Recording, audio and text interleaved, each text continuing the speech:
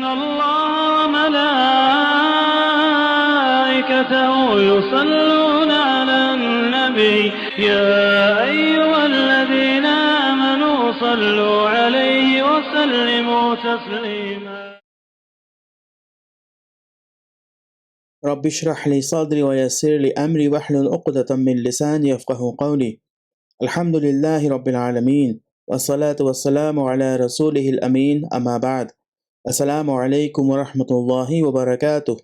میں محمد عامر سیرت النبی صلی اللہ علیہ وسلم کے ساتھ حاضر ہو چکا ہوں۔ انشاءاللہ آج ہم مدینہ منورہ جانے کے بعد جو بھی جنگیں ہوئی تھیں ان جنگوں کے بارے میں پڑھیں گے اور یہ جاننے کی کوشش کریں گے کہ جنگ کی نوبت کیوں آئی تھی اور مسلمانوں کو ہتھیار کیوں اٹھانا پڑا تھا۔ جب اللہ رب العزت نے اپنے رسول علیہ الصلاۃ والسلام پر قرآن نازل کرنا شروع کیا، اس کے بعد تو آپ دین کی دعوت اور قرآن کی دعوت دینے میں جٹ گئے۔ وہاں پرزور طریقے سے آپ کا وروଧ کیا گیا، یہاں تک کہ لوگ آپ کے جان کے پیچھے پڑ گئے، تو اللہ رب العزت نے آپ کو مدینہ ہجرت کر کے جانے کی اجازت دی۔ جب مدینہ ہجرت کر کے گئے تو وہاں آپ نے بہت بڑی ذمہ داری ادا کی، اور وہ ذمہ داری یہ تھی کہ جو ہجرت کر کے جانے والے مہاجرین تھے اور جو مہاجرین کے استقبال کے لیے اور ان کی مدد کے لیے وہاں انصار موجود تھے، ان کے درمیان بھائی چارگی کو قائم کیا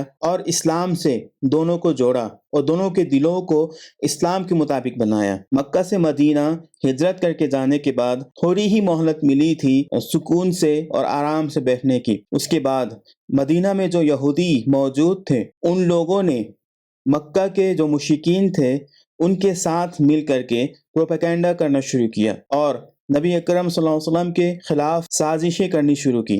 ادھر مکہ کے مشرکین تھے جو آپ صلی اللہ علیہ وسلم کے ہجرت کر کے جانے کی وجہ سے افسوس کر رہے تھے، اور دوسری طرف مدینہ میں یہودی تھے جن کے دل میں موسیٰ علیہ السلام کے بعد جتنے بھی نبی گزرے، یہاں تک کہ محمد رسول اللہ صلی اللہ علیہ وسلم کے تعلق سے بھی ان کے دل میں دشمنی، نفرت اور ایکھ تھا۔ حالانکہ اللہ کے رسول علیہ السلام مدینہ کے جو یہودی تھے ان کے ساتھ پیس ٹریٹی کرنا چاہتے تھے، ان کے ساتھ امن و امان کا تعلق رکھنا چاہتے تھے۔ اتہاس گواہ ہے کہ جس طریقے سے انہوں نے پچھلے نبیوں کے ساتھ سلوک کیا تھا، اسی طریقے سے وہ لوگ اللہ کے رسول علیہ السلام کے ساتھ بھی سلوک کرنا چاہتے تھے۔ وہ لوگ اللہ کے رسول علیہ السلام کو نقصان پہنچانا چاہتے تھے اور اسلام کا قلعہ کما کرنا چاہتے تھے، اسلام کو تہس نہس اور ختم کر دینا چاہتے تھے۔ جب مسلمان مکہ مکرمہ میں تھے تو ان کی کم تعداد کی وجہ سے اور ان کی کمزوری کی وجہ سے اللہ رب العزت نے ان کے اوپر جو بھی اتیاچار اور ظلم ہوتا تھا اس پر صبر کرنے کا حکم دیا تھا، اور بدلہ لینے کی اجازت اس وقت نہیں تھی۔ اس وقت صرف ایک ہی راستہ تھا، وہ یہ تھا کہ بس صبر کرنا ہے، اللہ سے دعا کرنا ہے۔ مگر وہی مسلمان جب مدینہ پہنچتے ہیں تو وہاں کے مسلمانوں کے ساتھ مل کر کے ان کی تعداد بھی زیادہ ہو جاتی ہے اور وہ اور زیادہ مضبوط اور طاقتور ہو جاتے ہیں۔ اب جیسے ہی مسلمانوں کی تعداد بڑھ جاتی ہے اس میں اضافہ ہو جاتا ہے، تو اللہ رب العزت نے اللہ کے رسول علیہ السلام کی نبوت، اسلام اور قرآن کی حفاظت کے لیے مسلمانوں کو ہتھیار اٹھانے کی اور دفاع کرنے کی اجازت دے دی۔ اس اجازت کے ملنے کے بعد اللہ کے رسول علیہ السلام نے جو بھی جنگیں لڑی تھیں ان جنگوں کو غزوہ کہا جاتا ہے۔ نبی کریم صلی اللہ علیہ وسلم نے کل ملا کر کے 26 جنگوں میں شرکت کی تھی، اور آپ نے 38 مرتبہ مسلمانوں کی ٹولیاں بھیجی تاکہ وہ لوگ جا کر کے یہودیوں اور مشرکوں کی نقل و حرکت پر نظر رکھیں اور ان کے جو بھی پلاننگ ہے اس کو معلوم کریں، تاکہ ان کے آکرمن سے اور ان کے حملے سے مسلمان اپنی جان اور مال کی حفاظت کر سکیں۔ اس دوران مسلمانوں کا ان لوگوں کے ساتھ جھڑپ بھی ہوا، مگر چونکہ اس میں اللہ کے رسول علیہ السلام شریک نہیں تھے اسی لیے اسے سریہ کا نام دیا گیا ہے۔ اللہ کے رسول علیہ السلام نے پہلی جو جنگ لڑی تھی وہ تھی جنگ بدر۔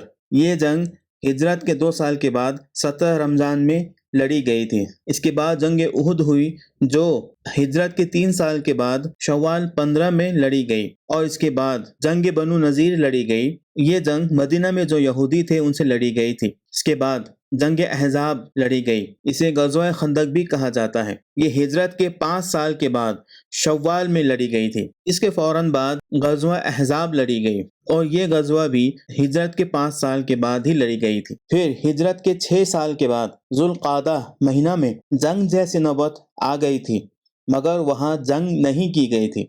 اسے صلح حدیبیہ کہا جاتا ہے۔ یہ ایک ایسا واقعہ ہے جس کی وجہ سے جنگ جیسی نوبت ضرور پیدا ہوئی تھی۔ اس بارے میں ہم عمر رضی اللہ تعالیٰ عنہ کی جیونی میں بات چیت کر چکے ہیں۔ اگر آپ صلح حدیبیہ کے بارے میں جاننا اور پڑھنا چاہتے ہیں تو آپ لوگوں سے گزارش ہے آپ لوگ اس ایپیسوڈ کو ضرور دیکھیے گا۔ پھر 7 ہجری غزوہ خیبر ہوا، اور یہ جنگ بھی یہودیوں کے خلاف ہی لڑی گئی تھی۔ پھر ہجرت کے 8 سال کے بعد جنگ موتا ہوا، جس میں بھی اللہ کے رسول علیہ السلام نے شرکت کیا۔ پھر اس کے فوراً بعد ہی اللہ رب العزت نے مسلمانوں کو مکہ میں کامیابی عطا فرمایا، اور مکہ کو مسلمانوں کے ادھین میں دے دیا، اور اللہ کے رسول علیہ السلام نے مکہ میں جیت حاصل کی، اور بغیر جنگ کیے ہی مکہ کے لوگوں نے مکہ کو مسلمانوں کے حوالے کر دیا تھا۔ پھر وہاں اللہ کے رسول علیہ السلام نے اپنی اس خوبی کا اظہار کیا جس خوبی کے ساتھ اللہ رب العزت نے آپ کو اس دنیا میں بھیجا تھا، یعنی کہ اللہ رب العزت نے آپ کو رحمت للعالمین بنا کر کے بھیجا تھا۔ تو اس خوبی کا اظہار کرتے ہوئے اللہ کے رسول علیہ السلام نے مکہ کے تمام مشرکین جنہوں نے آپ کے اوپر اور مسلمانوں کے اوپر خوب سختیاں کی تھیں، ان تمام کو معاف کر دیا اور ان کو جانے دیا۔ اس کے بعد جنگ حنین پیش آیا، جس میں بھی اللہ کے رسول علیہ السلام شریک تھے۔ پھر اس کے بعد غزوہ تبوک پیش آیا، اور اسے غزوۃ الاسرہ بھی کہا جاتا ہے، یعنی کہ بہت مشکل جنگ جو ہجرت کے 9 سال کے بعد رجب کے مہینے میں پیش آیا تھا۔ تو 26 غزوات میں سے یہ چند اہم غزوات ہیں، اور ان کے علاوہ باقی تمام غزوات میں مسلمانوں نے اپنی جان اور مال دونوں لگا کر کے اس طریقے سے اسلام کی حفاظت کی، اس طریقے سے اس ذمہ داری کو نبھایا جس ذمہ داری کے تحت اللہ رب العزت نے مسلمانوں کو ہتھیار اٹھانے کی اور دفاع کرنے کی اجازت دی تھی۔ اللہ تعالیٰ سے دعا ہے کہ اللہ تعالیٰ ہمیں اس ذمہ داری کو ادا کرنے کی توفیق عطا فرمائے جو اللہ کے رسول علیہ السلام کے بعد تمام مسلمانوں کے اوپر اللہ رب العزت نے دیا ہے، یعنی کہ دین اور اسلام کی اشاعت، قرآن کی تبلیغ، اور لوگوں کے سامنے میں حق اور باطل، سچ اور جھوٹ کو کھول کر کے سامنے رکھ دینا۔ آمین۔ وآخر دعوانا ان الحمد للہ رب العالمین۔ السلام علیکم ورحمۃ اللہ وبرکاتہ۔